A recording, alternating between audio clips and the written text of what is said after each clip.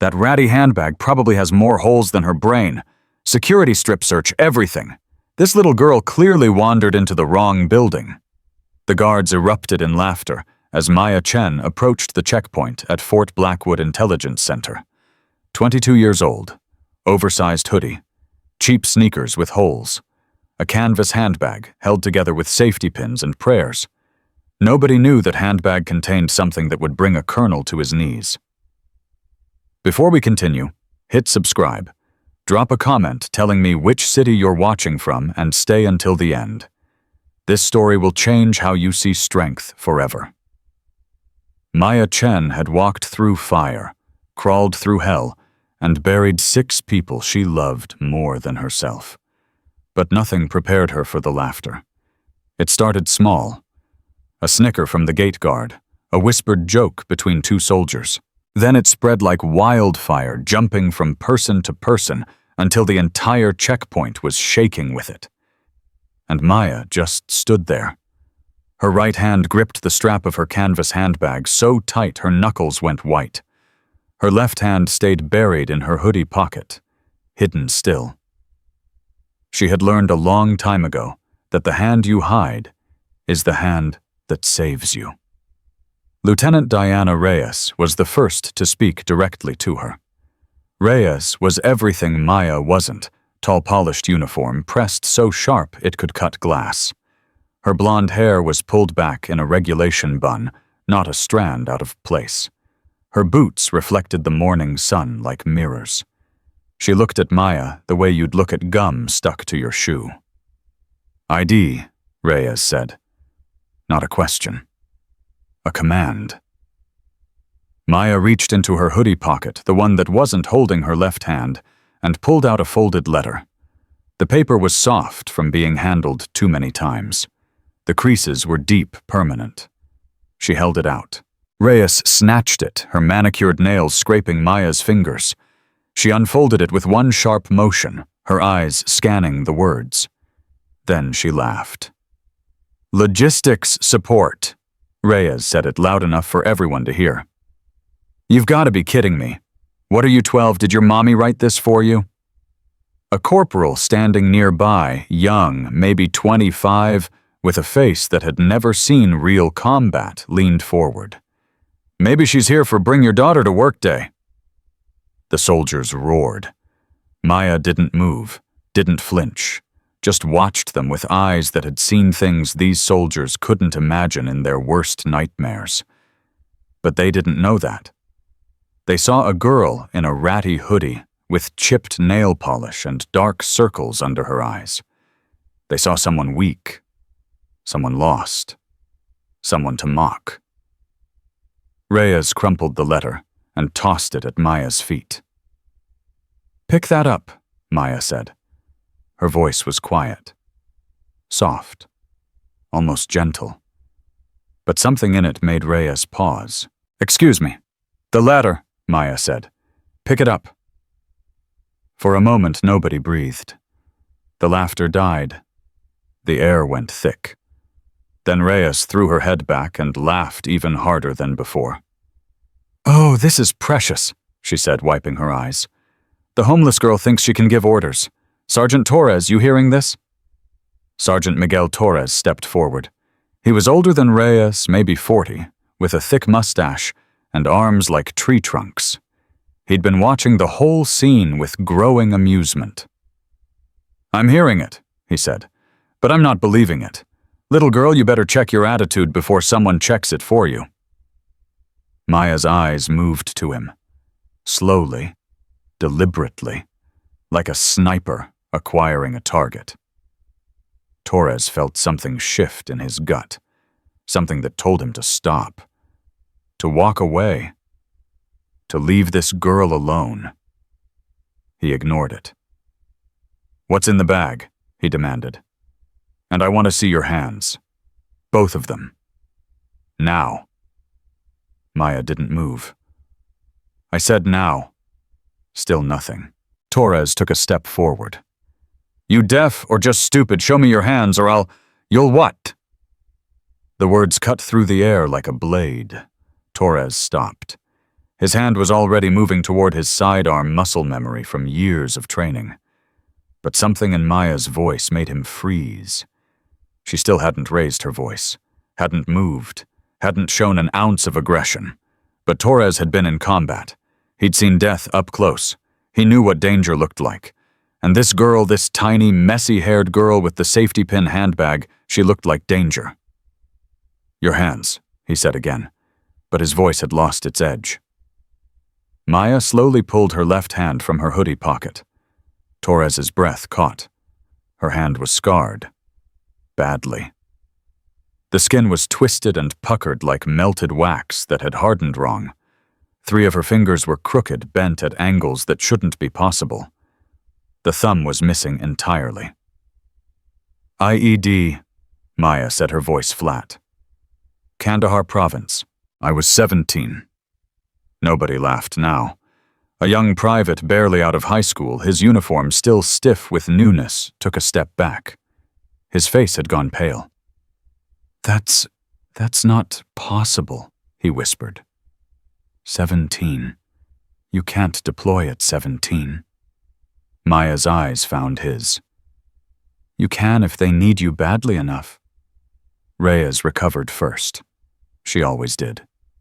That was her gift, the ability to ignore anything that made her uncomfortable. "Nice story," she said. "But scars don't prove anything. I want to see what's in that bag, now, or I'm calling military police and having you detained for trespassing." "I'm not trespassing," Maya said. "I have clearance." "That letter isn't clearance. That letter is toilet paper. Open the bag." Maya's grip tightened on the strap. Her scarred hand trembled slightly, not from fear, but from memory. From all the times she'd been told to open things, reveal things, expose herself to people who didn't deserve to see. "I don't recommend that," she said. Reyes's smile was sharp enough to draw blood. "Is that a threat? It's advice. From a homeless girl with a ratty handbag and a sob story about scars, I'll take my chances." She snapped her fingers at a young corporal.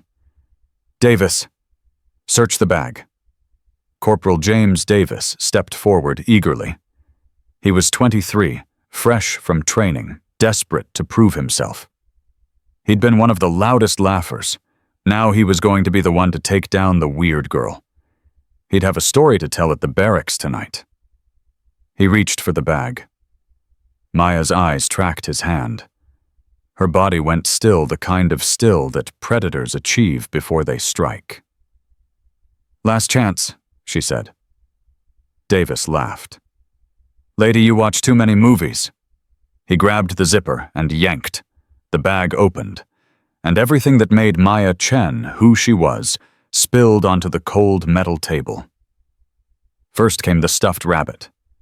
It was small, worn. One ear was torn, held on by a few threads. Its button eyes were scratched and dull. Once it had been pink. Now it was gray with age and love. Davis held it up like a trophy. "Oh my God," he said, his voice dripping with mockery. "She brought her teddy bear. No, wait, it's a bunny. Even better. Did your mommy pack this for you, sweetheart?" The soldiers laughed. Some of them doubled over. One slapped his knee. Maya watched the rabbit swing from Davis's fingers. Her face didn't change. Not one muscle. But her eyes went somewhere else entirely. Somewhere dark. Somewhere only she could see. "Put it down," she said. Davis grinned. "Oh, she's protective of her little bunny. That's adorable. Torres, you seeing this? The scary homeless girl has a stuffed animal." Torres was watching Maya's face.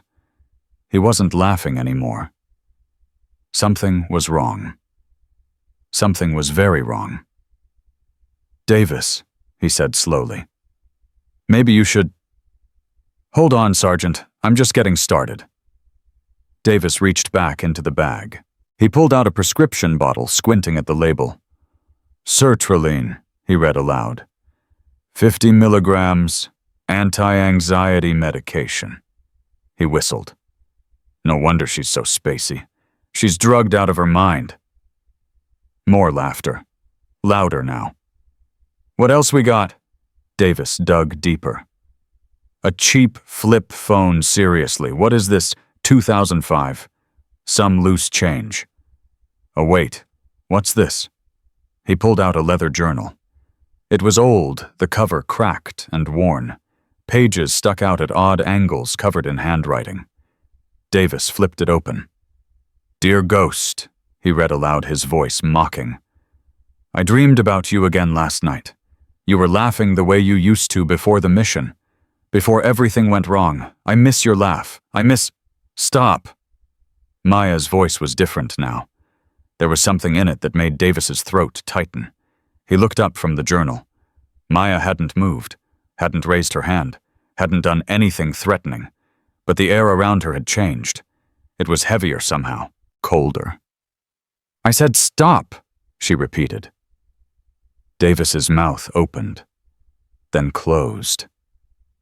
He suddenly couldn't remember why any of this had seemed funny. Reyes stepped in, snatching the journal from his hands. Oh, this is gold. She writes letters to ghosts. She's literally crazy. She flipped through the pages, her smile growing wider. Look at this. Maps, codes, little drawings. She thinks she's Jason Bourne. Those are private, Maya said. Nothing's private when you're on military property, sweetheart. You should have thought about that before you showed up looking like a Goodwill reject. Reyes tossed the journal onto the table. It landed open, pages fluttering. Maya's eyes followed it, stayed on it. A photo had slipped out. It lay face up on the metal surface. 6 people in tactical gear, faces, painted weapons ready. In the center, a woman with kind eyes and a crooked smile held a pink stuffed rabbit. The same rabbit Davis had been swinging around moments ago. Who's that? Torres asked. His voice was quiet now. Careful. Maya didn't answer. Reyes grabbed the photo. Probably downloaded it from the internet. Some girls have celebrity crushes. This one has military crushes. Pathetic. Give that back, Maya said. Or what? You'll write an angry letter to your ghost friends. More laughter. But it was thinner now. Nervous. Something in the air had shifted. An older soldier, a master sergeant named Patterson, with 30 years of service and eyes that had seen too much, stepped forward. He'd been watching the whole scene from the edge of the crowd. Lieutenant Reyes, he said slowly. Maybe we should run her credentials through the system before what? Before I expose this nut job for what she is. Reyes waved the photo. She's probably some conspiracy theorist who thinks she's a secret agent. We get them every few months. Delusional, harmless, annoying. She turned back to Maya. Let me guess. You're going to tell us you're some kind of special operative, that you've killed people, that you have classified clearance that we can't see because it's too secret. Maya said nothing. That's what I thought. Davis, what else is in the bag? I want to see everything. Davis hesitated. He glanced at Maya, then at Torres, then back at the bag. His hand was shaking slightly. Maybe we should... Now, Corporal. Davis swallowed hard and reached into the bag again. His fingers touched something cold, something heavy. He pulled it out slowly. It was a case. Small, no bigger than a paperback book. Made of titanium matte black with no markings. No logos. Just 3 small locks and a faint outline where a fingerprint sensor sat recessed into the surface. The laughter died completely. Patterson moved forward, his face suddenly pale. That's not civilian tech. Reyes grabbed the case from Davis's hands. She turned it over, examining it from every angle. Her confidence was cracking now, though she tried to hide it. It's nothing, she said. Probably a knockoff from Amazon. Some spy movie merchandise. That's military-grade encryption housing, Patterson said. Level 7 clearance minimum. I've seen these before. Only 3 units in existence. One is at the Pentagon, one is at CIA headquarters, and one... He stopped. One what? Reyes demanded. Patterson's eyes moved to Maya. One was given to the sole survivor of Operation Nightfall. The name fell into the silence like a stone into still water. Nobody moved. Nobody breathed. Torres was the first to speak. Nightfall. That's a myth, a training story they tell recruits to scare them. It's not a myth, Patterson said. His voice was barely above a whisper. I was on the extraction team that was supposed to bring them home. We found bodies, 6 of them, but we never found the 7th. Reyes's hands were shaking now. The case trembled in her grip. You're saying this girl, this child is... Open it, Patterson said to Maya. If you can. Maya stepped forward. Her movement was slow, deliberate. Every soldier in the area tracked her like she was a live grenade. She took the case from Reyes's unresisting fingers. I'm going to need everyone to step back, Maya said. Nobody moved. That wasn't a request. Torres grabbed Reyes's arm and pulled her back. The other soldiers followed, creating a circle around Maya. She stood alone in the center. Her scarred left hand came up the twisted fingers, pressing against the fingerprint sensor. A soft beep, then another, then a third. The locks clicked open one by one. Maya lifted the lid. Inside, resting on black velvet, was a medal. It was unlike anything they'd ever seen. 3 interlocking flames, forged from some kind of dark metal that seemed to absorb light rather than reflect it. There were no words visible on its surface, no inscription. But Patterson knew. He fell to his knees, actually fell like his legs had given out beneath him. The shadow ember, he breathed. It's real. It's actually real. Reyes's voice came out as a croak. What is it? What does it mean? Patterson couldn't take his eyes off the metal. Tears were streaming down his weathered face. It means we've been mocking a ghost, he said. It means this girl walked 40 miles through enemy territory with a bullet in her side. It means she completed a mission that killed everyone else on her team, a mission so classified it doesn't exist in any record. It means... He looked up at Maya. It means you're her. You're the one who didn't die. You're the one they erased. Maya closed the case. Her face was still unreadable, but her scarred hand was trembling again. I died, she said softly. They just forgot to tell my body. Davis made a sound, a small broken whimper. He was staring at the stuffed rabbit still lying on the table where he'd dropped it. That rabbit, he whispered. It belonged to someone on your team. Her name was Sarah, Maya said. Sergeant Sarah Mitchell. She was 34 years old. She had 2 kids back home. She carried that rabbit because her daughter gave it to her before deployment. She said it kept her brave. Davis's face crumpled. I was swinging it around. I was making fun of it. You didn't know. I should have known. I should have. I'm sorry. I'm so sorry. Maya picked up the rabbit. She held it gently, carefully, like it was made of glass and memories. Sarah used to say something, Maya continued. She said, the weight we carry isn't in our bags. It's in our hearts. She was talking about this. She tucked the rabbit back into her handbag. She gave it to me the night she died. Told me to keep it safe. To remember her laugh. To remember all of them. Reyes finally found her voice. It was small now. Shaking. Why did you let us do that? Why didn't you say something? Why did you just stand there while we... Because I needed to see, Maya said. See what? Maya's eyes met hers.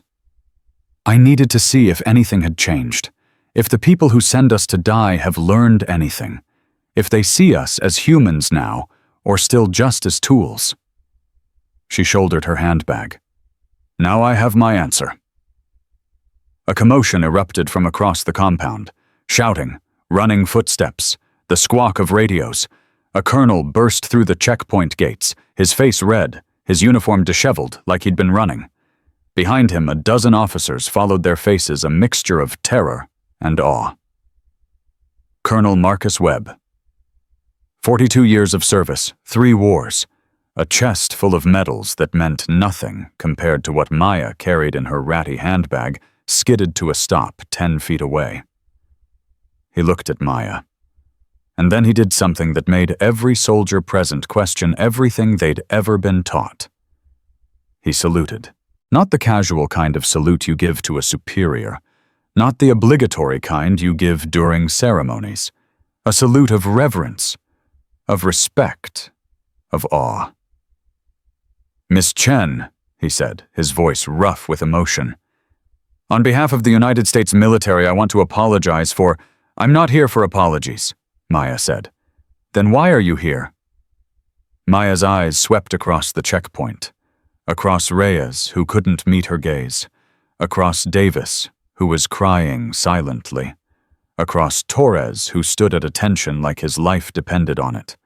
Across Patterson, still on his knees. "Someone's selling Nightfall," she said. "Someone's selling the mission that killed my team. And I'm the only one left who knows what's real." Colonel Webb's face went gray. "That's impossible. All records were destroyed. All evidence except this." Maya tapped her temple. "The files are in here. Every detail, every name, every code. And someone in your facility, someone with access, is putting a price on the graves of my friends." The silence that followed was absolute. Maya started walking toward the main building. She paused beside Reyes. "You were right about one thing," she said. "That letter was toilet paper. The real authorization is above your clearance level, above everyone's clearance level, except mine." She kept walking. Her ratty handbag swung at her side. Her worn sneakers squeaked against the concrete. Her scarred left hand hung loose, finally still. Behind her, the checkpoint stood frozen, a collection of soldiers who had laughed at a girl and discovered she was a weapon. Davis picked up the photo that had fallen from Maya's journal. 6 faces stared back at him. 6 people who had died so that one could live. He held it like a prayer. Patterson finally rose to his feet. His knees cracked. His face was wet. "What do we do now?" Torres asked. Patterson watched Maya's retreating figure grow smaller against the massive compound. "We pray," he said. "We pray that whatever she finds doesn't burn this whole place down." Torres swallowed hard. "And if it does—" Patterson's jaw tightened. "Then we probably deserve it." The morning sun climbed higher over Fort Blackwood. Somewhere inside the compound, encrypted files waited to be decoded. Somewhere inside the compound, a traitor waited to be found. And somewhere inside the compound, a girl with a ratty handbag and a medal that didn't exist was about to remind everyone why some ghosts should stay buried. Maya Chen had come home, and nothing would ever be the same.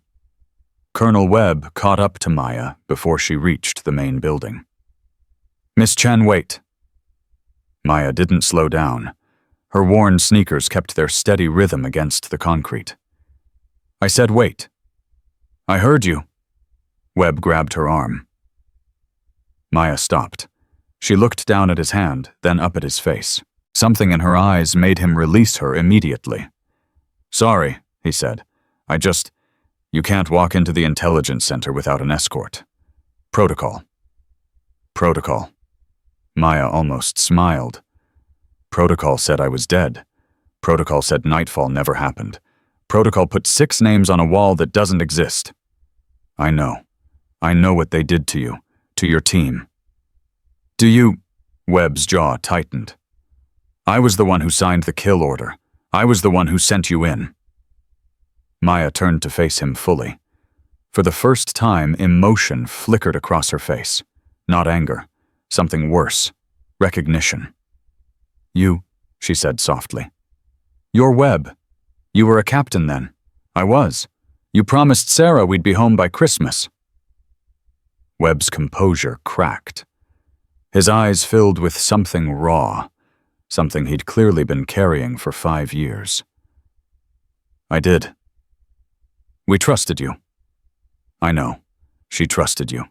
She showed me your message the night before the mission. She said Captain Webb keeps his promises. He's one of the good ones. Webb looked away.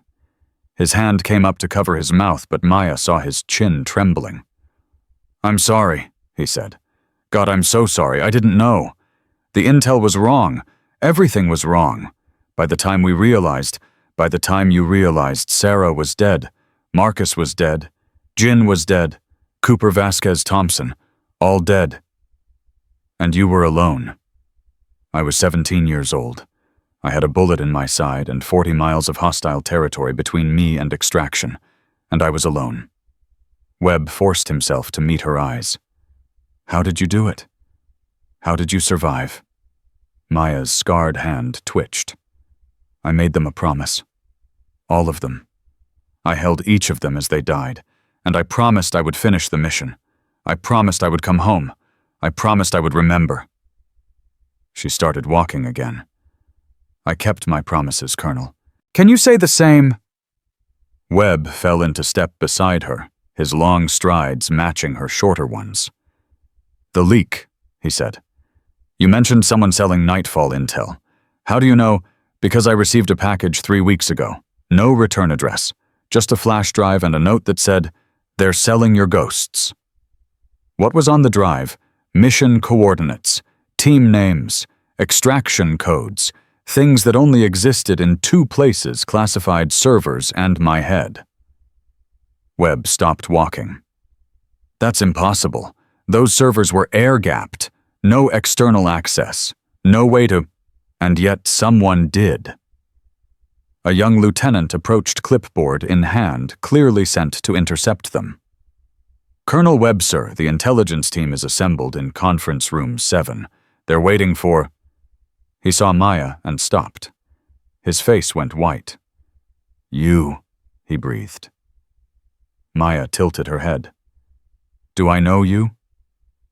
The lieutenant, his nameplate read. Harrison took a step back. His hands were shaking so badly the clipboard rattled.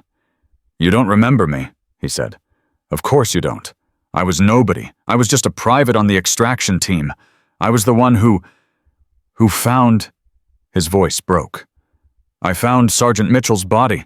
I was the one who had to tag her. I couldn't stop shaking. She was still holding something. A piece of cloth. Pink. The rabbit's ear, Maya said. It tore off when I took it from her. Harrison made a sound like he'd been punched. I kept it, he said. The ear. I didn't know what else to do.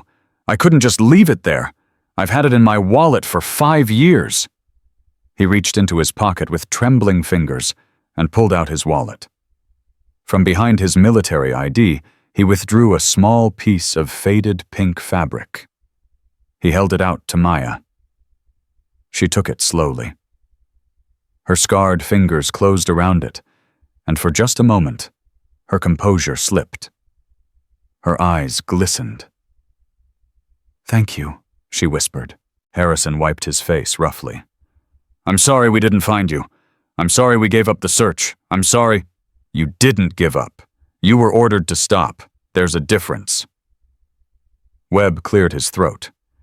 Lieutenant Harrison, take us to conference room 7, and make sure no one interrupts us. Harrison straightened, pulling himself together with visible effort. Yes, sir. Follow me. They walked through corridors that buzzed with whispered conversations. Word had spread fast. Every soldier they passed stopped to stare. Some saluted. Some just watched with wide eyes. Maya ignored them all.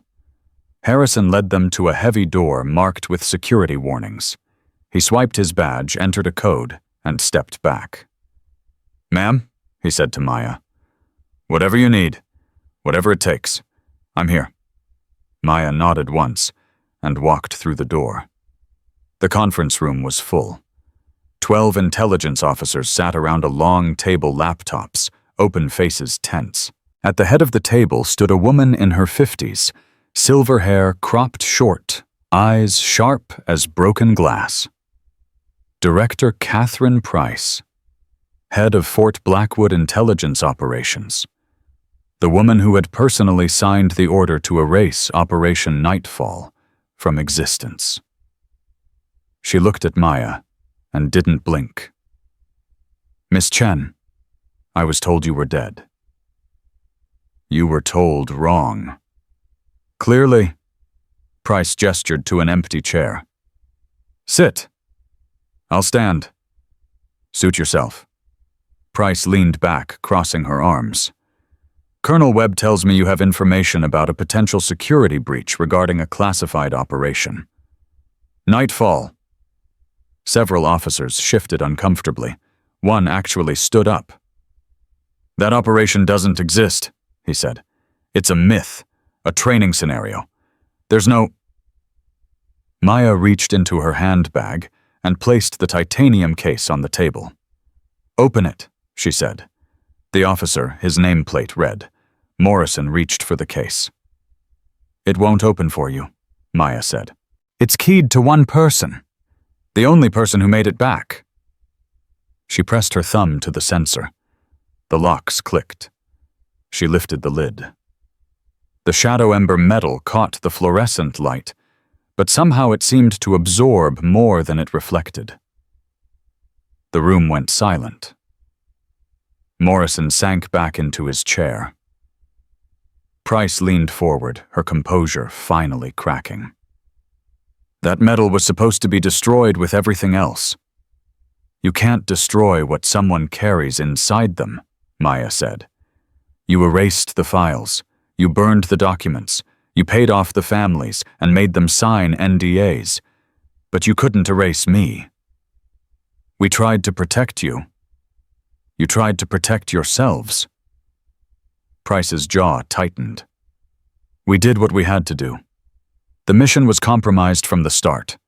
If it had gotten out that we sent a 17-year-old into a black site extraction, you would have faced consequences, God forbid. People would have died. More people. The intelligence we recovered saved thousands of lives. And it cost 6. The room held its breath. Maya closed the case and tucked it back into her handbag. "I didn't come here to relitigate the past," she said. "I came here because someone is selling that past, and the only people who knew the details are either dead or sitting in this room." Price straightened. "You're accusing one of us?" "I'm stating a fact. Nightfall was compartmentalized. Level 7 clearance minimum.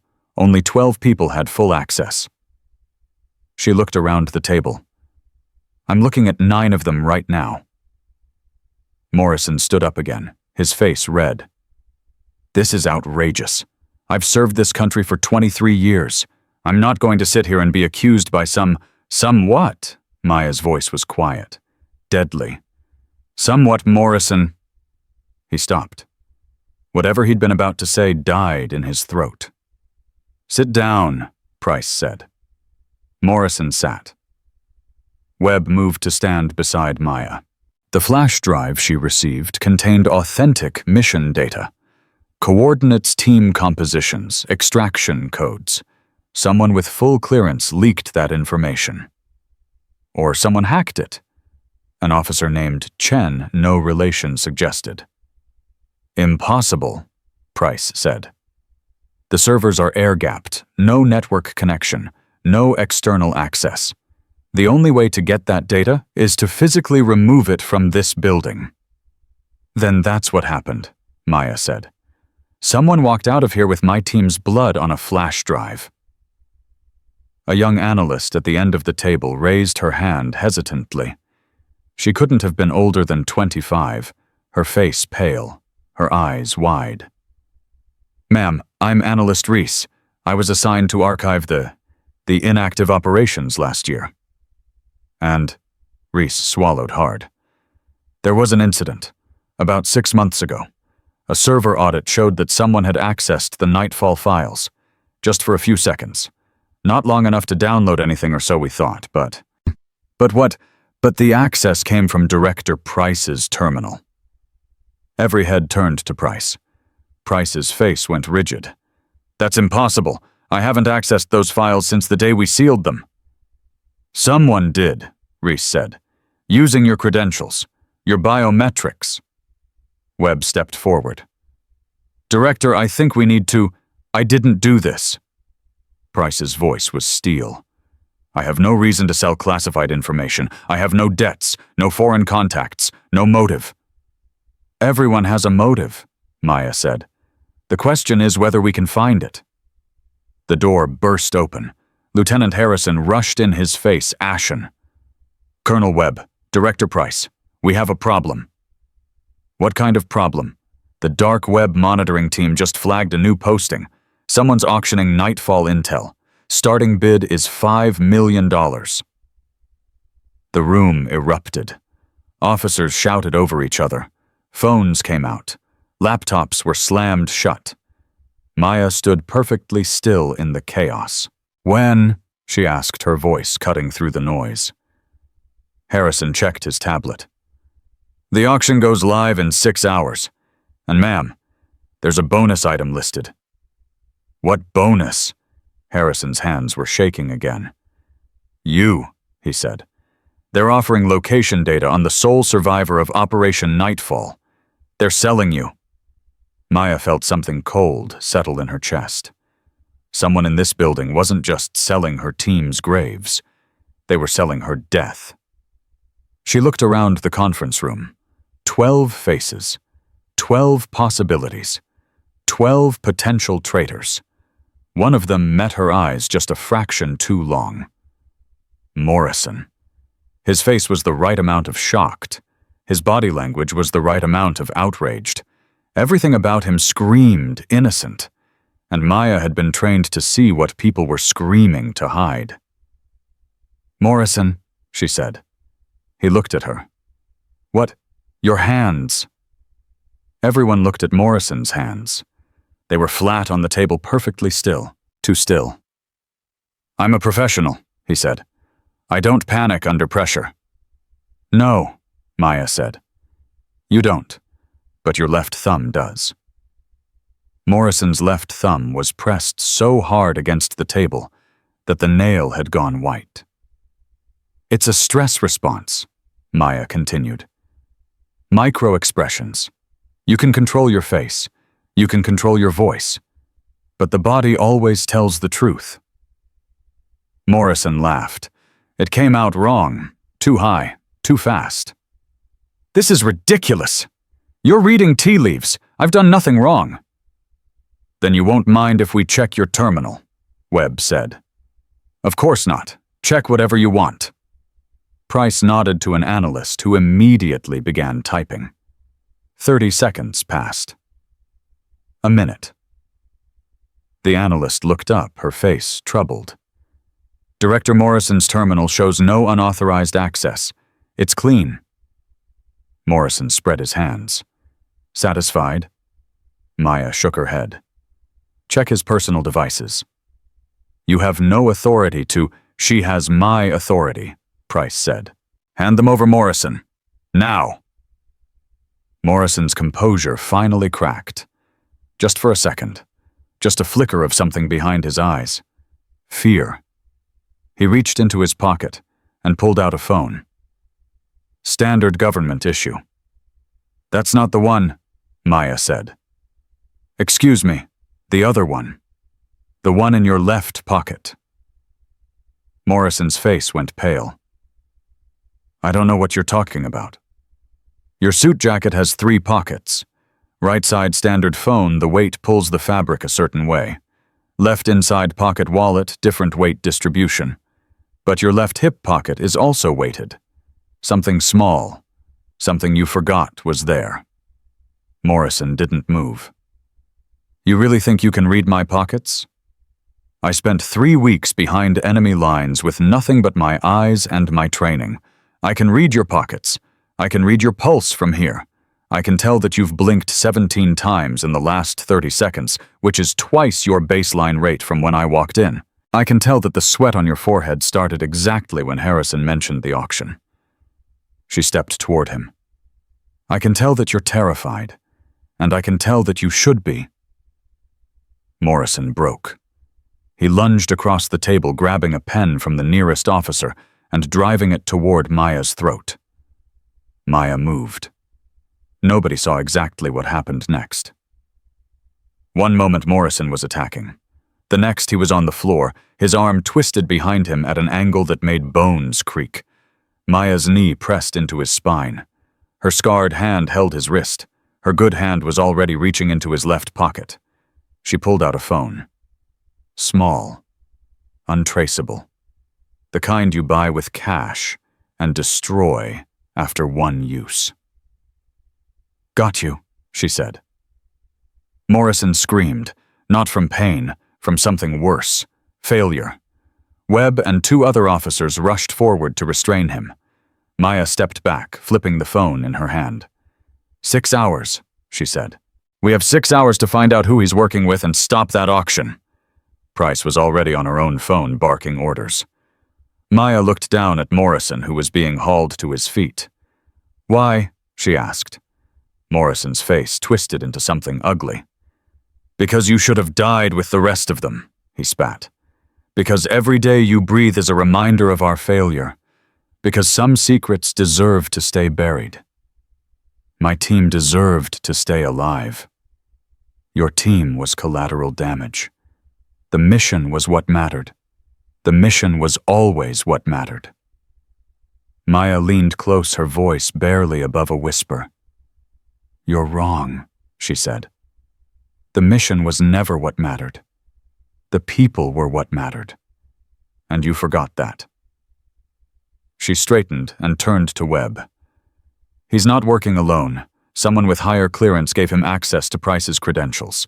Someone who knew the system well enough to cover their tracks. How do you know? Because Morrison is a coward, and cowards don't act alone. Webb nodded. We'll find them? You have 6 hours. What about you? Maya shouldered her handbag, the ratty canvas, the safety pins, the weight of a medal that shouldn't exist. I'm going to find out who's buying, she said, because stopping the seller only works if there's no one left to sell to. She walked toward the door. Chen, Price called after her. Maya. Maya paused, but didn't turn around. Thank you, Price said, for coming back, for not letting them win. Maya was quiet for a moment. I'm not doing this for you, she said. I'm not doing this for the mission. I'm not even doing this for myself. Then why? Maya finally turned. Her eyes were dry, but something in them burned. Because Sarah believed in me. Because Marcus trusted me. Because Jin laughed at my jokes, and Cooper shared his rations, and Vasquez taught me how to fight, and Thompson stayed awake with me when I was scared. Her voice cracked. Just once. Because they're dead, and I'm not. And until I find out why I won't stop, I can't stop. She pushed through the door. The hallway swallowed her. And somewhere in the depths of Fort Blackwood, a clock started ticking. 6 hours. 6 hours to find a traitor. 6 hours to stop an auction. 6 hours to keep her team from being sold like merchandise. Maya Chen had faced longer odds. She'd faced worse enemies. But she'd never faced a betrayal this close to home. And she'd never had so much to lose. Her scarred hand slipped into her handbag fingers, brushing against worn pink fur. "I'm still here," she whispered. "I'm still fighting." The rabbit didn't answer. But somewhere, somehow, Maya felt like Sarah could hear her. And that was enough. Maya found Lieutenant Harrison waiting outside the conference room, his face tight with anxiety. "Where's the communications center?" she asked. "East Wing. But ma'am, you can't just take me there." Harrison hesitated for exactly 1 second. Then he nodded and started walking. "Morrison's been here 12 years, he said as they moved through the corridor. "Decorated officer. 2 commendations. Nobody suspected him. That's how it works. The ones you trust are the ones who hurt you most. Do you really think there's someone else involved?" Maya didn't answer. Her mind was already 3 steps ahead, piecing together fragments that didn't quite fit. Morrison had access, but not enough. Someone had given him Price's credentials, someone higher up the chain. Her phone buzzed, a text from an unknown number. "You're getting closer, but you're looking in the wrong direction." Maya stopped walking. "What is it?" Harrison asked. She showed him the message. His face went pale. That's an internal number. That came from inside the base." "I know, but it means our second traitor is watching us right now." Harrison's hand moved toward his sidearm. "Don't," Maya said. "If they wanted me dead, they've had plenty of chances. They want something else." "What?" "That's what we're going to find out." They reached the communications center, a massive room filled with analysts' screens and the constant hum of electronic surveillance. The head of the unit, a severe woman named Captain Yates, looked up from her station. "Miss Chen, I was told you'd be coming." "The auction," Maya said. "Where is it being hosted?" Yates gestured to a screen. "Dark web marketplace called The Vault. Military-grade encryption. We've been trying to crack it for 3 hours." "Don't bother. I know someone who can get us in." Yates raised an eyebrow. "With respect, our cyber team is the best in the country." "Your cyber team follows rules. The person I'm calling doesn't." Maya pulled out her cheap flip phone. She dialed a number from memory.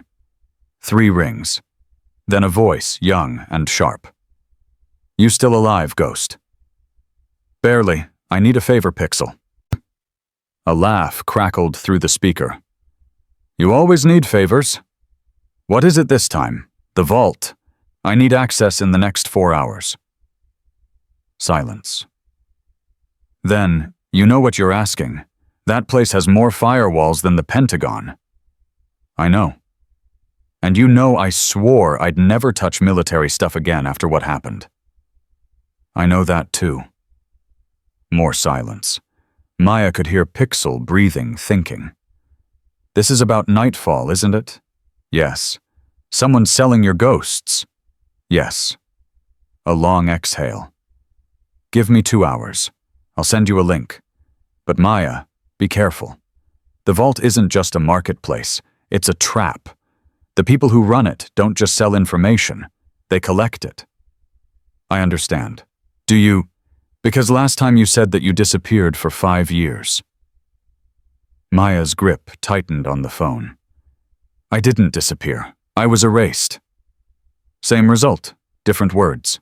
Pixel paused. "Don't get erased again. The world needs more ghosts like you."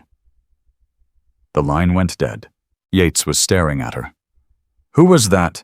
Someone who doesn't exist." Before Yates could respond, an alarm blared through the communications center.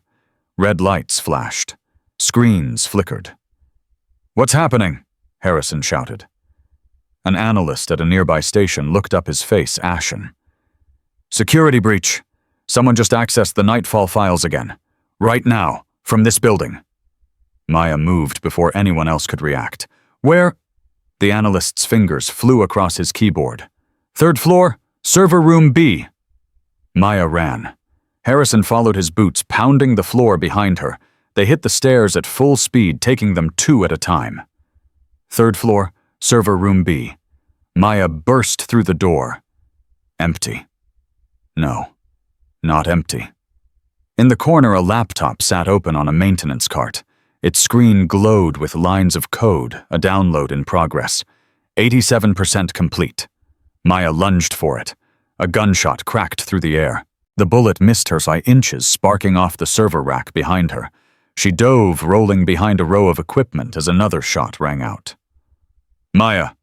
Harrison was at the door, his weapon drawn. Stay back. A third shot. This one caught Harrison in the shoulder.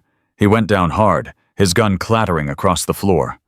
Maya's training took over. She moved low, silent, using the server racks as cover. Her eyes scanned for the shooter. There. A figure in the shadows. Military uniform. Face obscured. You should have stayed dead, the figure said. Female voice. Familiar. Maya's blood went cold. Reyes. Lieutenant Diana Reyes stepped into the light, her service weapon trained on Maya's chest. Surprised? Reyes asked. You shouldn't be. I was at the gate. I saw everything. I had front row seats to your little resurrection. You're the second traitor. I prefer the term opportunist. Morrison was the muscle. I'm the brain. You gave him Price's credentials. I cloned them 6 months ago. Price trusts me. She trusts everyone with a pretty smile and a perfect uniform. Reyes's lip curled. You know what she doesn't trust girls who show up in ratty hoodies looking like they crawled out of a dumpster? Why? Reyes laughed. Why you want to know why? Because I spent 15 years climbing the ladder in this organization, 15 years of perfect performance reviews, 15 years of being overlooked for promotion because I wasn't part of the old boys club. So you decided to sell out your country. I decided to get what I was owed. $5 million, a new identity, a life somewhere warm where nobody knows my name. She gestured at the laptop, and all I had to do was sell some old files about a dead team. They weren't just files. They were people. They were casualties, acceptable losses. That's what the brass called them. Remember, I read the debriefs. 6 operatives sacrificed for intelligence that stopped 3 terrorist attacks. A fair trade, they said. Maya's scarred hand clenched. Sarah Mitchell had 2 children. Sad. Marcus Thompson was getting married that spring. Tragic. Jin Park was 22 years old, same age I am now. He used to sing Korean lullabies when we couldn't sleep. Reyes's smile flickered, just for a moment. Stop, she said. Cooper saved my life twice. Vasquez taught me how to read a room. Thompson held my hand when I was scared. I said stop. They were people, Reyes. They had names. They had families. They had futures. And now they're dead. Reyes's composure cracked. They're dead, and you're alive, and none of it matters because the mission is what matters. That's what they teach us. That's what they drill into our heads from day one. The mission is everything. Then why are you shaking? Reyes looked down at her hands. The gun trembled slightly. Because you know, Maya continued. Deep down you know this is wrong. You know that selling their graves is wrong. You know that what you're doing is shut up. You could stop this, right now. You could... I said shut up. Reyes pulled the trigger. Click. Empty. Maya moved.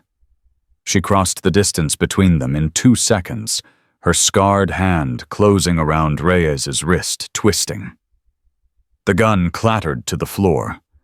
Maya's other hand found Reyes's throat, pinning her against the server rack. You miscounted, Maya said. 6 shots, standard magazine. You're done. Reyes struggled, but Maya's grip was iron. The download, Reyes gasped. It's already at 98%. You can't stop it. The auction goes live in 3 hours. Even if you kill me, the buyers are already lined up. Who's buying? Everyone? China?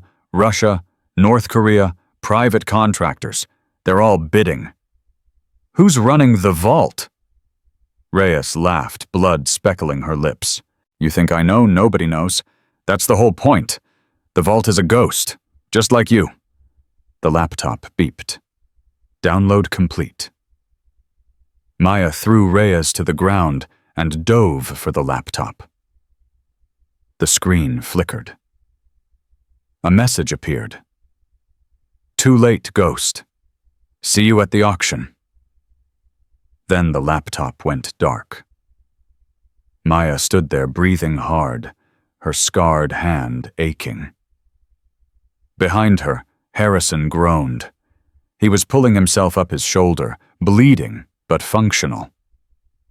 Maya, he said. The download. I know. What do we do? Maya looked at Reyes, who was curled on the floor, coughing. We make her talk. She grabbed Reyes by the collar and hauled her up. The auction. How do I stop it? Reyes smiled, blood on her teeth. You can't. The only way to stop it is to buy it yourself. But you don't have $5 million. And even if you did, the vault only accepts cryptocurrency. Untraceable. Unhackable. Maya's phone buzzed. A message from Pixel. Link ready. But there's a problem. The auction isn't just selling files. There's a live component. Someone has to physically deliver the original drives. The buyer wants proof. Maya read the message twice. Where's the delivery point? She asked Reyes. Reyes's smile widened. I'm not telling you anything. Yes, you are. Make me. Maya leaned close. I spent 3 weeks in enemy territory with a bullet in my side. I buried 6 people I loved.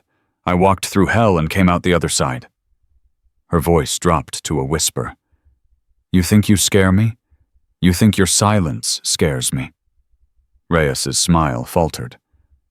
I don't need to hurt you, Maya continued. I don't need to threaten you. I just need to wait. Because in about 30 seconds, Colonel Webb is going to walk through that door. And when he finds out you shot one of his lieutenants and tried to sell classified intelligence to foreign powers, he's going to make your life very, very difficult. Footsteps thundered in the hallway. Reyes's eyes darted to the door. 12 years, Maya said. That's the minimum sentence for treason. But with the aggravating factors, you're looking at life.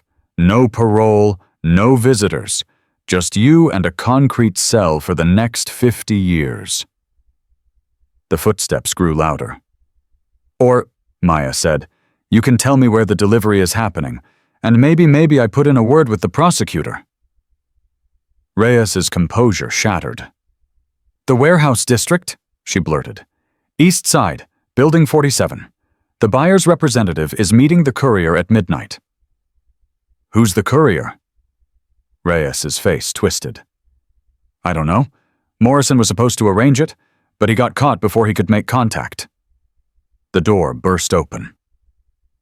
Webb stormed in, flanked by armed soldiers. What the hell happened here? Lieutenant Reyes is our second traitor, Maya said. She shot Harrison and downloaded the remaining Nightfall files. The auction goes live in 3 hours. Webb's face went rigid. Reyes.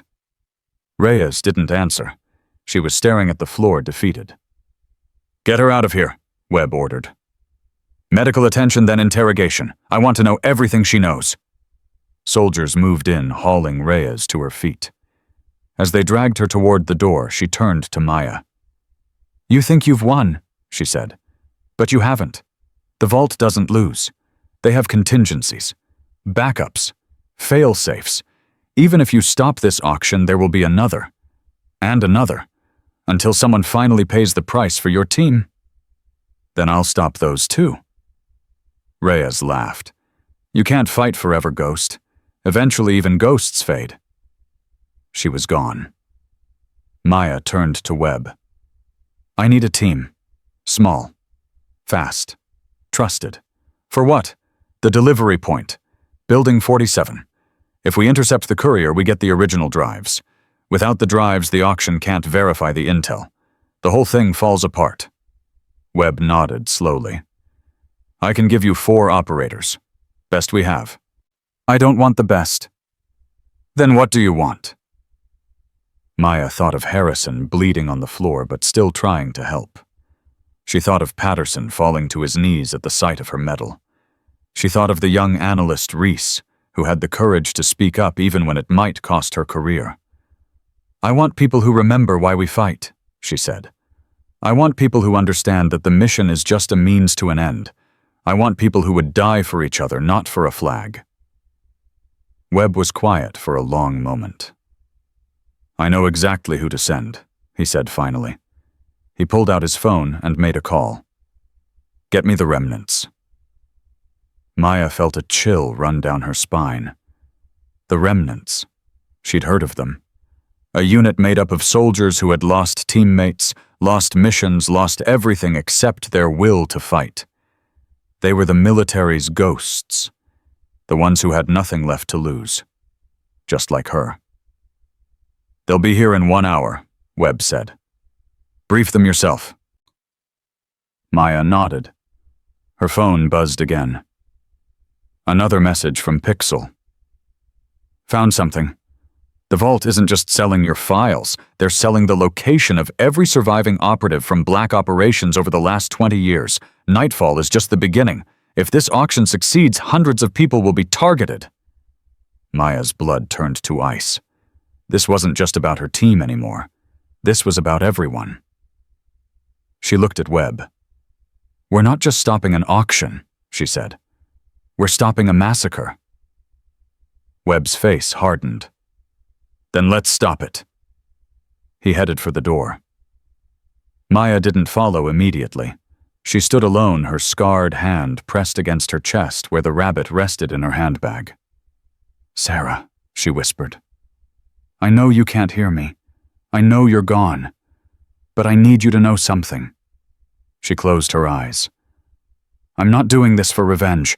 I'm not doing this for justice. I'm doing this because you believed in me. Because you saw something in a 17-year-old girl that nobody else could see. Because you trusted me with your rabbit and your stories and your hope. A tear slid down her cheek. I'm going to stop them. I'm going to save the others. And then maybe I can finally rest. She opened her eyes, wiped her face, straightened her shoulders. Maya Chen walked out of the server room, leaving behind the broken laptop, the blood on the floor, and the ghost of who she used to be. Ahead of her waited a team of survivors, a warehouse full of shadows, and a clock that wouldn't stop ticking. 3 hours.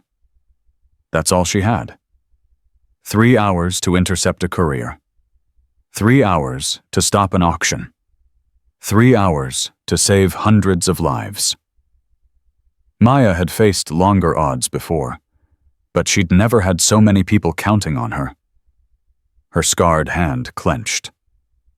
Let's finish this, she said to no one, and kept walking. The remnants arrived in silence. 4 figures walked into the briefing room, their footsteps barely making a sound. They moved like shadows, like people who had learned to exist in the spaces between moments. Maya studied each one as they entered. First came a woman in her 30s, short hair streaked with gray eyes that had seen too much death. Her nameplate read, Sergeant Elena Vance. She walked with a slight limp, favoring her right leg. Behind her, a massive man with hands like sledgehammers and a face carved from stone. Master Sergeant David Bear Kowalski. He didn't look at anyone, just found a corner and stood there, arms crossed.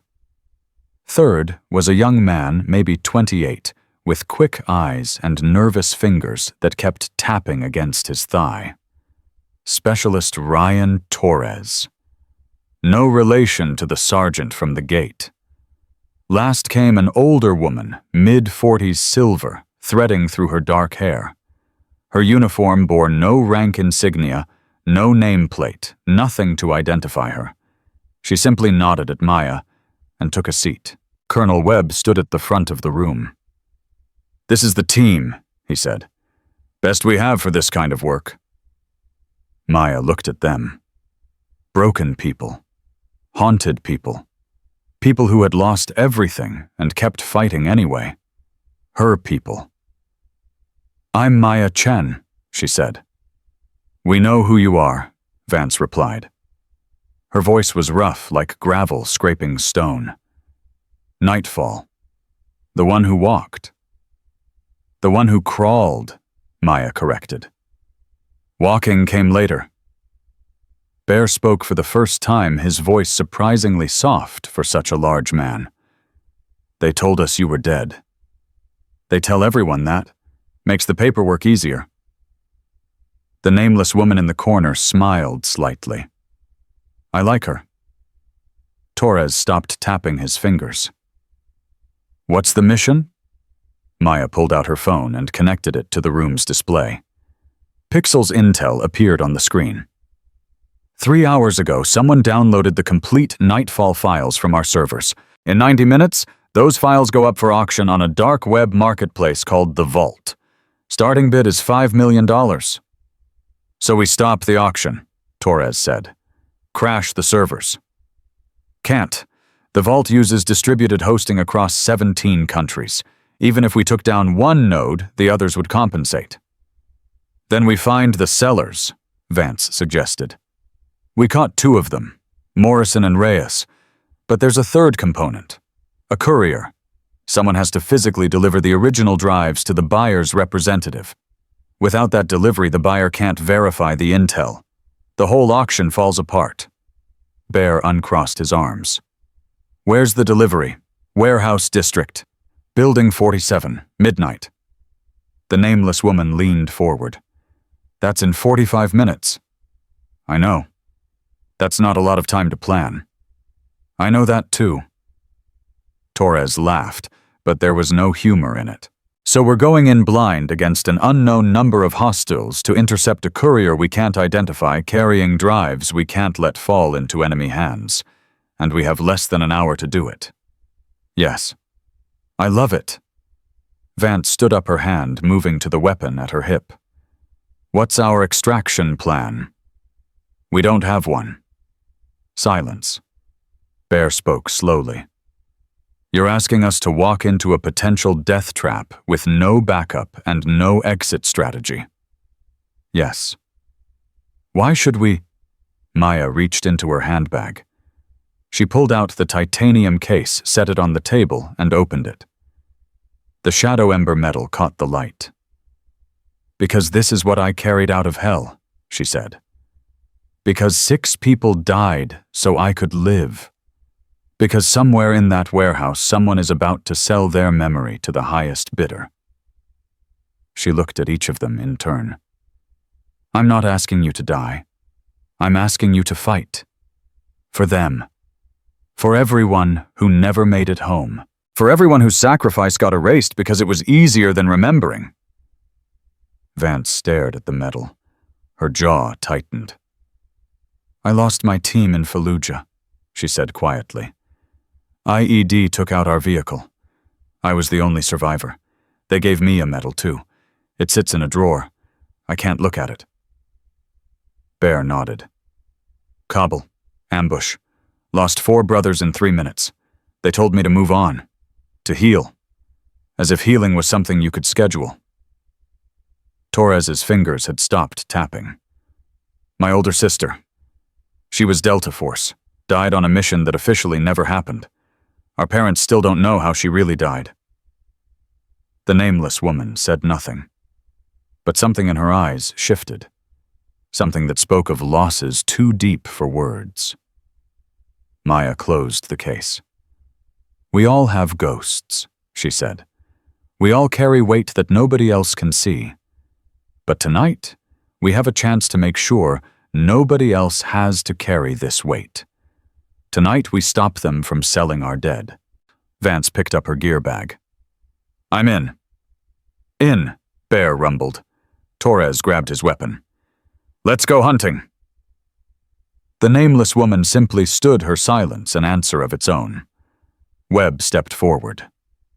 "You have transport waiting outside. Unmarked vehicle. Radio silence once you leave the base. This operation doesn't exist. If you get captured, we don't exist either, Maya finished. I know the drill. She shouldered her handbag. The rabbit pressed against her side. Move out. The drive took 23 minutes. Maya sat in the back of the van, flanked by Vance and Torres. Bear drove while the nameless woman rode shotgun, her eyes scanning every shadow they passed. What do we call you? Maya asked the woman. Ghost. That's my name. The woman turned a flicker of amusement in her eyes. Then I guess there are two of us. Vance checked her weapon for the third time. Intel says we're looking at 4 to 6 hostiles. Private contractors. No government affiliation. That we know of, Torres added. The courier is the priority, Maya said. We need those drives. Everything else is secondary. Bear's voice came from the front. 2 minutes out. Maya felt her pulse quicken. Not from fear, from anticipation, from the familiar rush of approaching danger. Her scarred hand flexed.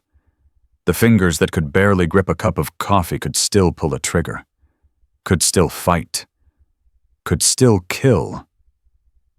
She had hoped to never do this again, but hope was a luxury she couldn't afford. 1 minute. Vance touched Maya's arm. If this goes sideways, it won't. But if it does, if we don't make it out, tell them we were here. Tell them we fought. Maya met her eyes. You'll tell them yourself. The van stopped. We're here. They exited in silence, weapons drawn, bodies low. The warehouse loomed ahead, massive and dark. Maya signaled with her hands. Old training muscle memory that never faded. Vance and Torres went left. Bear went right. Ghost disappeared into the shadows so completely that Maya almost forgot she existed. Maya moved forward alone. The side entrance was unlocked. Too easy. Her instincts screamed trap. She went in anyway. The interior was vast and mostly empty. Crates stacked in rows, dust hanging in the air, the smell of rust and old oil, and voices. Maya pressed herself against a crate, listening. The buyer's representative is late, male voice, annoyed. He'll be here. $5 million doesn't grow on trees. Female voice, calm. I don't like waiting. Every minute we sit here is another minute they could be tracking us. Relax. The drives are secure. Once the handoff happens, we disappear. Maya's earpiece crackled. Vance's voice barely audible. Eyes on. 3 hostiles by the north wall. 1 by the east door. 2 more patrolling. 6 total. As expected. Ghost, do you have the courier? A pause. Then, negative. There's a 7th. In the office above us. Armed. Professional. 7? Not 6. Can you get to the courier without being seen? Give me 2 minutes. Maya held her position, watching the shadows. Torres's voice came through. I've got movement outside. Vehicle approaching. Black sedan. Diplomatic plates. The buyer's representative. They were out of time. All units prepare to engage on my signal. Maya moved. She came around the crate fast and low, her weapon trained on the nearest hostile. He saw her started to raise his gun. Too slow. She took him down with a single shot. The warehouse erupted. Gunfire echoed off the metal walls. Muzzle flashes lit the darkness like lightning. Maya moved through it all like water flowing between cover points, taking shots where she could. Vance's voice in her ear. 2 down on the north side. Bear. East door secure. Torres. I've got the sedan pinned. Buyer's rep isn't going anywhere. But Maya was focused on one thing. The office. She sprinted for the stairs, bullets sparking off the railing behind her. One caught her sleeve, tearing the fabric. She didn't stop. The office door was locked. She kicked it open. A man stood inside a briefcase clutched to his chest. The courier. Middle-aged glasses, the kind of face you'd forget immediately. He wasn't alone. Ghost was already there, her weapon pressed against the back of his head.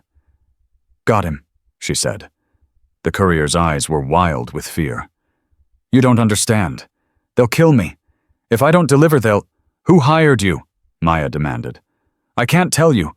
They have my family, my wife, my daughter. If I talk, they die." Maya felt something shift in her chest. She knew that fear. She had lived that fear. "What's your name?" The courier blinked, thrown by the question. "What? Your name?" "David. David Hartman." "David, listen to me. I know what it's like to have people you love threatened. I know what it's like to feel like you have no choice. But there's always a choice. You don't understand. I do understand. Better than you know." Maya lowered her weapon slightly. 5 years ago, I watched 6 people I loved die. I carried their bodies. I buried them. And then I spent years trying to forget. But I couldn't. Because some things are worth remembering. Some people are worth fighting for. David's hands were shaking so badly the briefcase rattled. "They said if I delivered the drives, they'd let my family go. They promised. They lied." "How do you know?" "Because people like them always lie. That's how they control you. That's how they own you." Ghost pressed her weapon harder against David's skull. "Maya, we don't have time for this." "Give me the briefcase," Maya said. David hesitated. "David, I can't promise everything will be okay. I can't promise your family is safe. But I can promise you this, if you help us, we will find them. We will bring them home. And we will make the people who threatened them pay." Tears streamed down David's face. "How can I trust you?" Maya reached into her handbag and pulled out the stuffed rabbit. "You see this? It belonged to a woman named Sarah Mitchell. She had 2 kids. She loved them more than anything. She carried this rabbit because her daughter gave it to her. And when she died, when she bled out in my arms, she gave it to me. She asked me to remember, to keep fighting." She held the rabbit up. "I've kept this promise for 5 years. I will keep my promise to you." David looked at the rabbit, at Maya's face, at the tears she wasn't trying to hide. He handed her the briefcase. "Second floor," he whispered. "There's a laptop. It has the encryption keys. Without them, the drives are useless." Ghost moved immediately. "I'll get it." Maya opened the briefcase. Inside, 3 small drives sat in foam cutouts. 3 drives containing everything. Every name. Every location. Every secret. "Torres," she said into her earpiece. "Status on the buyer's rep." Static. "Torres, respond."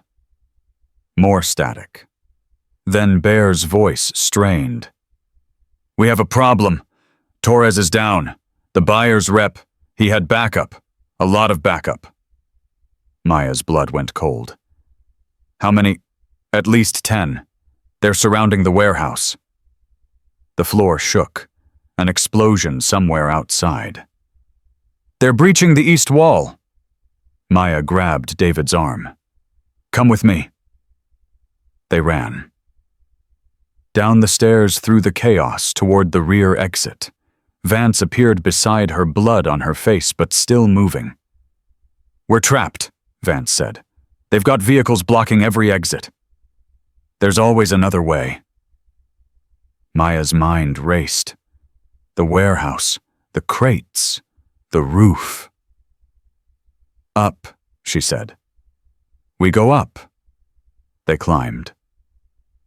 David first, then Vance, then Maya, through a maintenance hatch onto the roof. The night air hit them like a wall. Cold, sharp, full of sirens in the distance. Ghost emerged from another hatch, laptop in hand. Got it. Bear came up last, carrying Torres over his shoulder. The young specialist was unconscious, blood soaking through his shirt. He needs a medic, Bear said. Maya looked across the rooftops. 100 meters away, another building, lower, accessible. Can you make that jump with him? Bear's jaw set. Watch me. They ran. One by one, they leaped across the gap. David nearly fell, but Vance caught him, hauling him onto the other roof. Maya was last. She looked back at the warehouse, now swarming with black-clad figures. One of them looked up. Their eyes met. Maya recognized the face. Director Catherine Price. For one frozen moment, they stared at each other across the chaos. Then Price raised her weapon. Maya jumped. The bullet grazed her shoulder as she flew through the air. She hit the other roof hard, rolling her scarred hand, screaming in protest. Vance pulled her up. Was that? Yes. Price is the third traitor. She's not just the third traitor, Maya said, her mind reeling. She's the one running the vault. She's been selling secrets for years. Nightfall was just the latest. Everything made sense now. The cloned credentials, the untraceable access, the way Morrison and Reyes had been caught so easily. They were supposed to be caught. Price had sacrificed her own people to make herself look innocent. And Maya had walked right into it. We need to get off this roof, Ghost said. Now!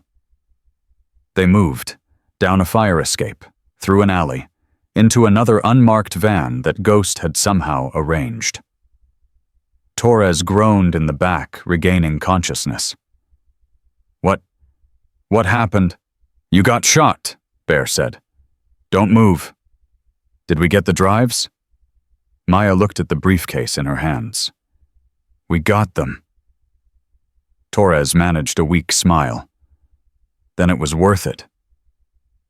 The van sped through the city streets. Maya's shoulder burned where the bullet had grazed her. Her scarred hand throbbed. But she was alive.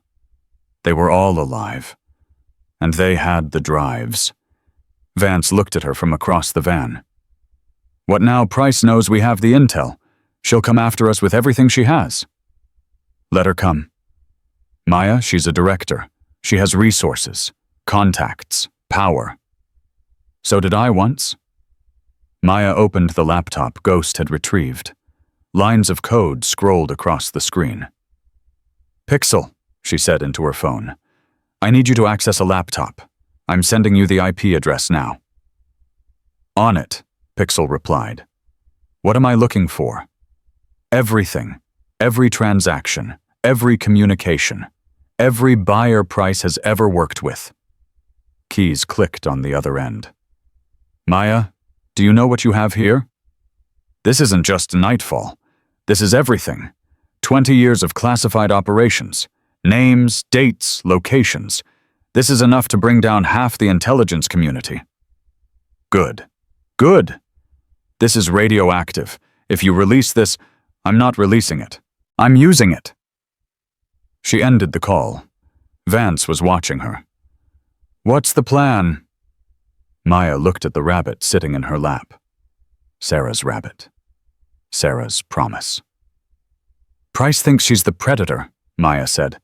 She thinks she's been hunting us this whole time. She tucked the rabbit back into her handbag. She's about to find out what it feels like to be prey. The van disappeared into the night. Behind them, sirens wailed. Ahead of them, the end game waited. Maya Chen had walked through fire once. She was about to do it again. And this time, she wasn't alone. The safe house was a cramped apartment above a laundromat. The smell of detergent seeped through the floorboards as Maya spread the contents of the laptop across a makeshift table. Torres lay on a cot in the corner, Vance pressing bandages against his wound. Bear stood guard by the window, his massive frame blocking what little light came through. Ghost sat in shadows, her presence more felt than seen. David Hartman huddled on a chair, his face pale, his hands still shaking.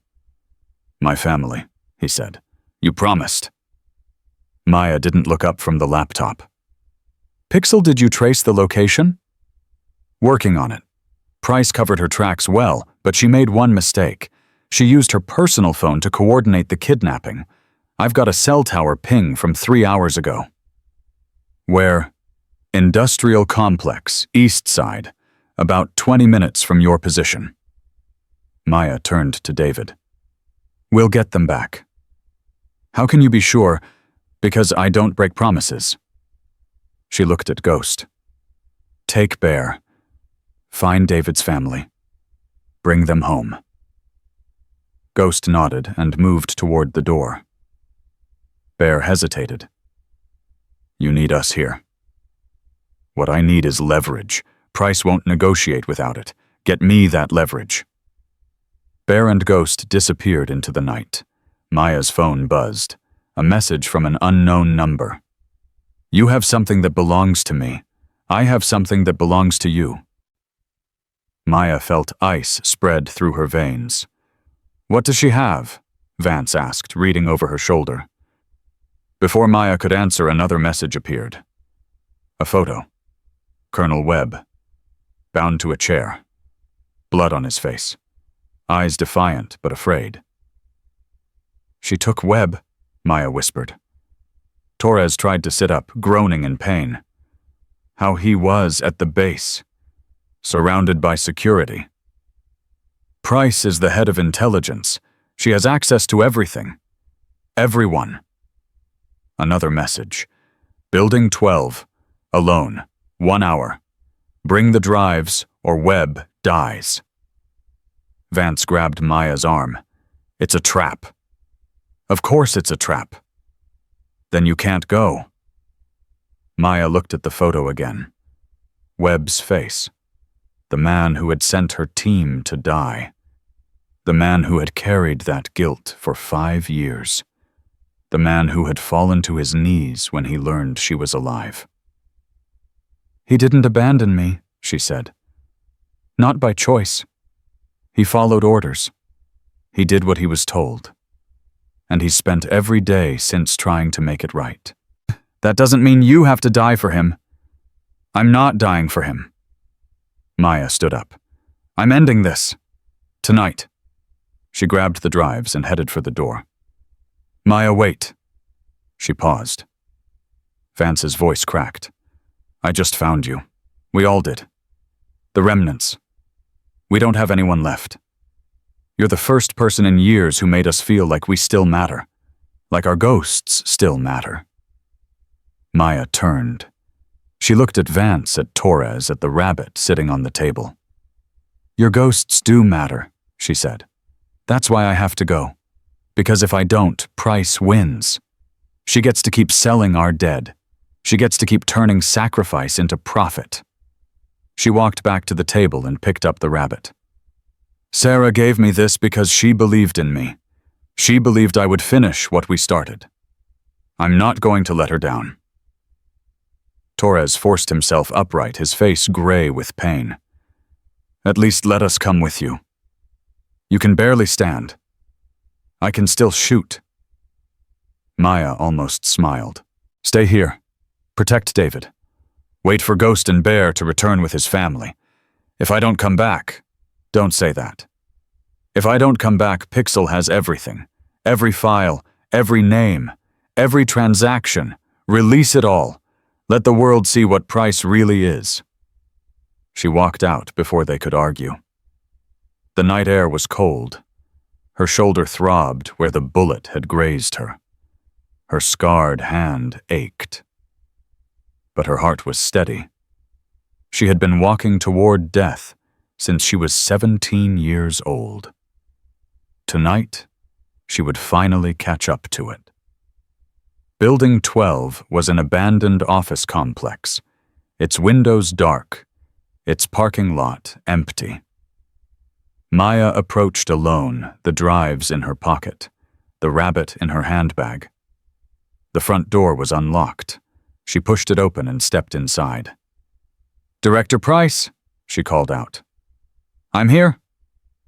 Silence. Then footsteps. Slow. Deliberate. Price emerged from the shadows, her uniform pristine, her silver hair gleaming. Behind her, 2 armed guards flanked Colonel Webb, still bound to the chair. Maya Chen, Price said. The ghost who refuses to stay dead. You should have made sure I was actually gone. I tried. Believe me, I tried. But you're resilient. I'll give you that. Maya stopped 10 feet away. Let Webb go. The drives first. Maya pulled them from her pocket and held them up. These, Price's eyes glinted with hunger. You have no idea what those are worth. 20 years of intelligence, 20 years of secrets. Governments would go to war over those drives. And you've been selling them piece by piece. I've been surviving. Do you know what they pay directors, what they expect us to sacrifice? I gave this country my entire life. My marriage, my health, my sanity. And what did I get? A pension and a pat on the back. So you decided to sell out everyone who trusted you. I decided to take what I was owed. Maya's scarred hand clenched. 6 people died because of nightfall. 6 people who trusted you to bring them home. They knew the risks. Every operative knows the risks. They were my family. Price laughed. Family. You were children playing soldier. Sarah Mitchell thought she was saving the world. Marcus Thompson actually believed in the mission. And you, she shook her head. You were just a broken foster kid with a death wish. Maya felt something crack inside her. Sarah believed in people. Sarah was naive. Marcus believed in justice.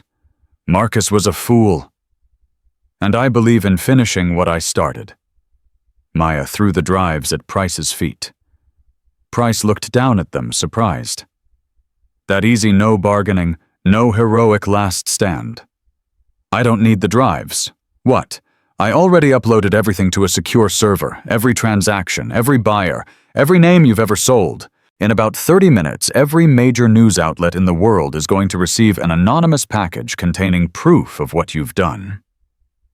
Price's face went white. You're bluffing. Try me. For the first time, fear flickered in Price's eyes. Kill her, she ordered the guards. They raised their weapons. Maya didn't move. Before you shoot, she said, you should know that my team is currently rescuing the family of your courier. David Hartman is ready to testify against you, and Colonel Webb here knows exactly where you keep your offshore accounts. The guards hesitated. I said kill her.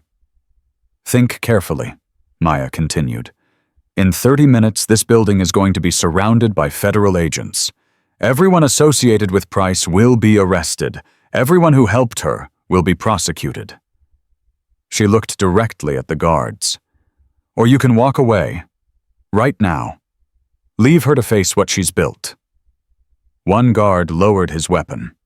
Then the other. What are you doing? Price screamed. I'm giving you an order. With respect, ma'am.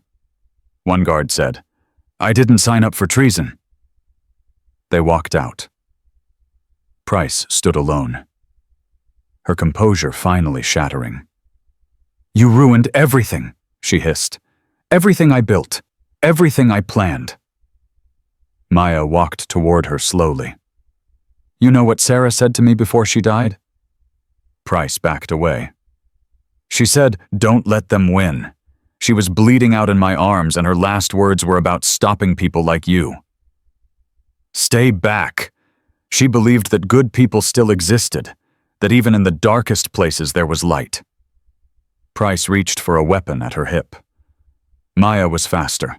She caught Price's wrist, twisted, and sent the gun skittering across the floor. Her scarred hand closed around Price's throat, pressing her against the wall. I could kill you, Maya whispered. Right now. Nobody would blame me. Nobody would even know. Price's eyes bulged with fear. But I'm not going to. Maya released her. Price collapsed, gasping. "Why?" she wheezed. "After everything I've done." "Why?" Maya knelt beside her. "Because Sarah wouldn't want me to become like you. Because the people I loved didn't die so I could become a killer. They died so I could survive. So I could remember. So I could show the world that even broken people can do the right thing." She stood up. "You're going to spend the rest of your life in a cell. Every day you'll wake up knowing that a 22-year-old girl with a ratty handbag and a torn hoodie brought down your empire." Price started crying. Maya didn't watch. She walked to Webb and untied his bonds. "Colonel, can you walk?" Webb rubbed his wrists, his eyes wet. "You came for me. Don't make it weird." He actually laughed. A broken, exhausted sound, but still a laugh. "Thank you," he said. "Thank you for not giving up. I made a promise." They walked toward the exit together. Sirens wailed in the distance, getting closer. "How did you know they would come?" Webb asked. "Pixel tipped off the FBI an hour ago. I just needed to stall. And the upload, the files going to the media." Maya smiled slightly. That part was true. The doors burst open. Federal agents swarmed the building, their weapons drawn. Behind them, Maya saw Vance Bear Ghost and Torres, along with David Hartman, and a woman holding 2 small children. His family. Safe. Alive. David broke away from the agents and ran to Maya. "Thank you," he sobbed. "Thank you, thank you." "Take care of them," Maya said. "Give them a good life." She kept walking. Outside, the morning sun was rising. Pink and orange streaked across the sky like watercolors. Harrison was waiting by a military vehicle, his arm in a sling, his face haggard. "Miss Chen," he said. "Colonel Webb, I'm glad you're both safe." "Harrison," Maya said, "I need one more favor." "Anything." "There's a memorial wall inside the base for operatives who died in service." "Yes, ma'am." "I want 6 names added to it: Sarah Mitchell, Marcus Thompson, Jin Park, Cooper Davis, Maria Vasquez, Thomas Thompson." Harrison's eyes filled. "I'll make sure of it." Maya reached into her handbag and pulled out the stuffed rabbit. She looked at it for a long moment.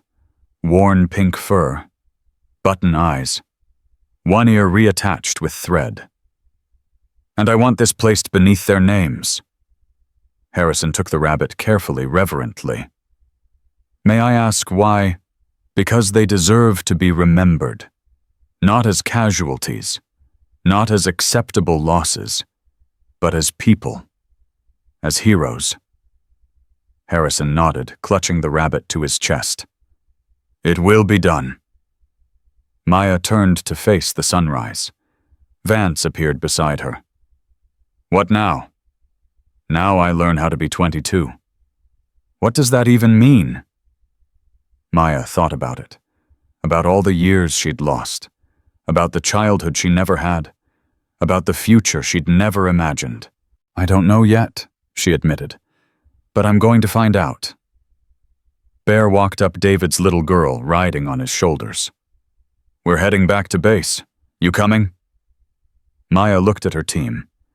The remnants, broken people who had found each other in the ruins of their own lives. "Yeah," she said. "I'm coming." They piled into the vehicle together. Torres leaning on Vance, Ghost sitting in shadows as always, Bear driving with surprising gentleness. Maya sat by the window watching the city wake up. Her phone buzzed. A text from Pixel. "The files are live. Every news outlet in the world is running the story. Price is done. The vault is done. You did it, Ghost." Maya typed back, "We did it." She put the phone away. Vance caught her eye. "What are you thinking?" "I'm thinking about Sarah. About what she would say if she could see me now. What do you think she'd say? Maya smiled. Really smiled. For the first time in 5 years. She'd say, "About damn time." The vehicle rumbled on through the morning traffic. Behind them, Building 12 swarmed with federal agents. Price was being led out in handcuffs, her face empty, her career over her legacy destroyed. Ahead of them, the base waited. And beyond that, something Maya had never allowed herself to imagine. A future. The gate guards saluted as they drove through, not because they were ordered to, because they wanted to. Word had spread. Everyone knew. The girl with the ratty handbag had brought down an empire. Maya Chen stepped out of the vehicle and felt the sun on her face. Harrison approached, his expression solemn. "Miss Chen, the memorial is ready. Would you like to see it?" She nodded. They walked together through the base. Soldiers stopped to watch. Some saluted. Some cried. All of them knew. The memorial wall was simple. Black granite, gold letters. 6 new names had been added at the bottom. Sarah Mitchell, Marcus Thompson, Jin Park, Cooper Davis, Maria Vasquez, Thomas Thompson. And beneath the names in a small glass case sat the pink stuffed rabbit. Maya stood there for a long time. She didn't cry. She had no tears left. But she felt something release inside her, a weight she'd been carrying for 5 years. "I kept my promise," she whispered. "You're not forgotten. You never will be." A hand touched her shoulder. Vance. "The team is waiting," she said softly. "There's talk of getting breakfast. Real food. Torres says he knows a place." Maya touched the glass case one final time. "Goodbye, Sarah. Thank you for believing in me." She turned and walked away. The remnants were gathered by the vehicle. Broken people, haunted people, her people. Torres grinned despite his pain. "I hear they have really good pancakes." "Pancakes sound good," Maya said. They drove off together, leaving the memorial behind. But they weren't leaving Sarah behind, or Marcus, or Jin, or Cooper, or Maria, or Thomas. Those names would live on. Those stories would be told. And Maya Chen would finally learn what it meant to live. Not as a ghost, not as a weapon, but as a person. A survivor. A 22-year-old girl who had walked through fire and come out the other side. The sun climbed higher in the sky. Somewhere a new day was beginning. And for the first time in 5 years, Maya Chen was ready to meet it. Not because she had to, but because she wanted to. Because that's what surviving really means. It means choosing to live. And Maya Chen had finally made her choice. She chose hope. She chose family. She chose life. And nothing would ever take that away from her again. Some people carry medals they never earned. Others carry wounds that never heal. But the strongest among us carry both and still find reasons to keep walking. Maya Chen walked into Fort Blackwood with a ratty handbag and a broken past. She walked out with something far more valuable, a future worth fighting for. If this story touched your heart, leave a comment below telling me where you're watching from. Subscribe and hit that notification bell so you never miss another story. Until next time, remember the weight we carry isn't in our bags, it's in our hearts. And sometimes that weight is what makes us strong.